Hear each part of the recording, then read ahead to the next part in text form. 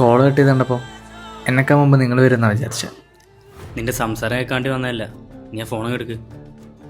ഞാനത് തരാനല്ല വന്നു. ആ അത് പൊളിച്ച്. നിന്റെ ഫ്രണ്ടിനെ കൊന്ന വഴി ഏതാണെന്നറിയോ? ആ വഴി ഞങ്ങൾ ഇപ്പോഴും മറന്നിട്ടില്ല. നിനക്ക് അങ്ങോട്ട് പോകണോ?